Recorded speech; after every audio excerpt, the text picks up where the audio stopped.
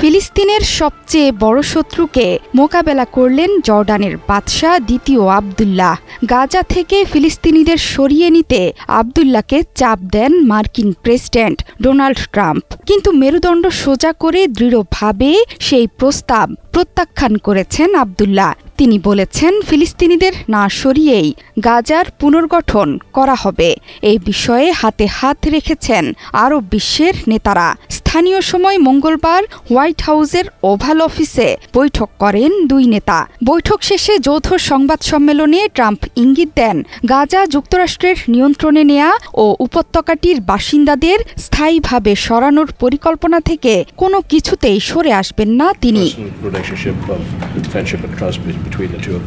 ট্রাম্পের গাজা নিয়ন্ত্রণে নেয়ার প্রস্তাবে এরই মধ্যে হতাশা প্রকাশ করেছে আরব দেশগুলো। তার প্রস্তাব অনুযায়ী পুনর্গঠনের জন্য গাজাবাসীকে প্রতিবেশী মিশর ও জর্ডান সহ আরও কয়েকটি দেশে পাঠানোর ঘোষণা দেন তিনি। ক্যামেরায় ওয়াও, স্টাইল দেখাও, Xenon X21 পারলে ঠেকাও। এমনকি সেখান থেকে ফিলিস্তিনিদের আর গাজায় ফিরতে দেয়া হবে না বলেও আভাস মিলেছে ট্রাম্পের কণ্ঠে। শুধু তাই নয়, গাজাকে মধ্যপ্রাচ্যের সমুদ্র সৈকতের রূপদানের ঘোষণা দেন মার্কিন প্রেসিডেন্ট। জর্ডানের বাদশাকে পাশে রেখে গাজা দখলের বিষয়টি আবারও স্পষ্ট করেন ট্রাম্প। ট্রাম্পের ভাষ্য, এটা আমাদের নিয়ন্ত্রণে থাকবে, আমরা এটাকে ঢেলে সাজাবো। শেষ পর্যন্ত আমরা এটা শুরু করতে যাচ্ছি, যেখানে মধ্যপ্রাচ্যের বিপুল সংখ্যক মানুষের জন্য কর্মসংস্থানের ব্যবস্থা হবে। তার এই পরিকল্পনা ওই অঞ্চলে শান্তি বয়ে আনবে বলেও মন্তব্য করেন এই নেতা।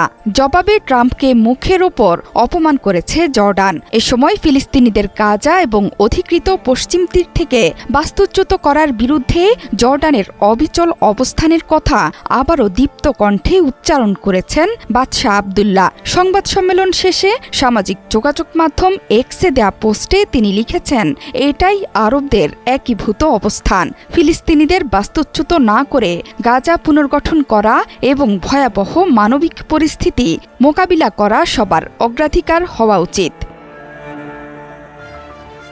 এতবার প্রত্যাখ্যাত হয়েও ট্রাম্প মনে করেন, জর্ডানের পাশাপাশি মিশরও শেষ পর্যন্ত বাস্তুচ্যুত গাজাবাসীকে নিতে সম্মত হবে। দেশ দুটি অর্থনৈতিক ও সামরিক সহায়তার জন্য ওয়াশিংটনের ওপর নির্ভরশীল। মার্কিন প্রেসিডেন্ট বলেছেন, আমি বিশ্বাস করি জর্ডানে আমাদের এক টুকরো জমি থাকবে, আমি বিশ্বাস করি মিশরেও আমাদের এক টুকরো জমি থাকবে। But I don't have to threaten that. I think we're above that. I do believe we're above that. শুধু তাই নয়, জর্ডানের সহায়তাও বন্ধের ইঙ্গিত দিয়েছেন ট্রাম্প। ওয়াশিংটনে যাওয়ার আগে গাজাবাসীকে সরিয়ে উপত্যকাটির দখলে ট্রাম্পের প্রস্তাবের বিরোধিতা করেছিলেন বাদশাহ আব্দুল্লাহ। গাজা দখলের প্রস্তাবটি প্রকাশ করার পর প্রথম আরব নেতা হিসেবে বাদশাহ আব্দুল্লাহ ট্রাম্পের সাথে বৈঠক করেছেন। জোহরা চৌধুরী সেতু, ৭১।